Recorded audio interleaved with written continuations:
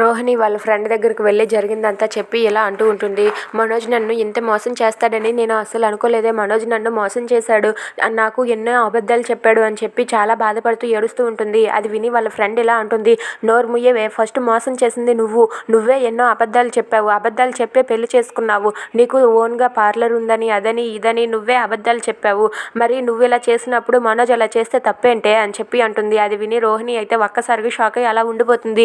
ఇంతలో మనోజ్ అయితే రోహిణి ఎక్కడికి వెళ్ళిందో ఏంటో అని చెప్పి కంగారు పడుతూ రోహిణి ఫోన్కి అయితే కాల్ చేస్తాడు. కాల్ చేయగానే రోహిణి లిఫ్ట్ చేయకుండా తన ఫ్రెండ్కి ఇస్తుంది.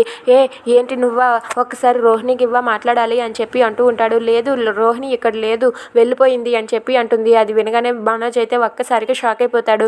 ఇక రోహిణి ఫ్రెండ్ చెప్పింది విని మనోజ్ అయితే చాలా బాధపడుతూ రోహిణి ఇప్పుడు ఎక్కడికి వెళ్ళిందో ఏం చేస్తుందో ఏంటో అని చెప్పి కంగారు పడుతూ ఉంటాడు. అలా రోహిణి గురించి ఆలోచిస్తాడు. ఇంతలో బాలు హాల్లోనికి వస్తాడు. రాగానే ప్రభావతి అయితే, ఏంట్రా ఇదంతా నీ కారణంగానే జరిగింది, నువ్వు ఇలా చేయబట్టే ఇప్పుడు మేమందరం చాలా బాధపడుతున్నామని చెప్పి అంటూ ఉంటుంది. దాంతో మనోజ్ అయితే బాలు కాలర్ పట్టుకొని, ఎందుకు ఇదంతా చేసావు, నా భార్యకి నిజం తెలిసేలా చేసావు, ఇప్పుడు నా భార్య ఎక్కడికి వెళ్ళిందో ఏం చేస్తుందో కూడా తెలియదు, ఇదంతా నీ కారణంగానే అని చెప్పి కాలర్ పట్టుకుంటాడు. దాంతో బాలు కూడా మనోజ్ కాలర్ పట్టుకొని, ఏంట్రా తప్పు చేసిందంతా నువ్వు, పెద్ద బిల్డప్ కొట్టావు, ఆఫీస్ అని, ఇప్పుడు నువ్వేం చేస్తున్నావు అని చెప్పి ఇద్దరు కూడా అలా గొడవ పడుతూ ఉంటారు. అది చూసి ప్రభావతి మీనా అయితే ఒక్కసారిగా షాక్ అవుతారు.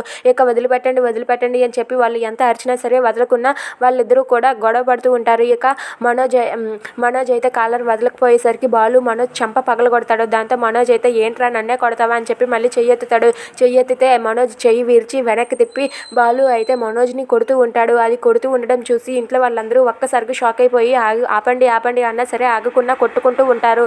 అది చూసి అక్కడ ఉన్న సత్యం అయితే, కొట్టుకొని చావండి, ఎందుకురా కొడుకులు ఉన్నారు అని చెప్పి గట్టిగా అరుస్తాడు. అది విని అక్కడ ఉన్న బాలు, మీనా అలాగే ఆ ప్రభావతి, మనోజ్ వాళ్ళైతే ఒక్కసారిగా షాక్ అవుతారు. ఇక సత్యం అయితే చాలా బాధపడుతూ, కొట్టుకొని చావండ్రా అని చెప్పి చాలా బాధపడుతూ గట్టిగా అరుస్తాడు. దాంతో బాలు అలాగే మనోజ్ వాళ్ళిద్దరూ కూడా కొట్టుకోవడం ఆపేస్తారు.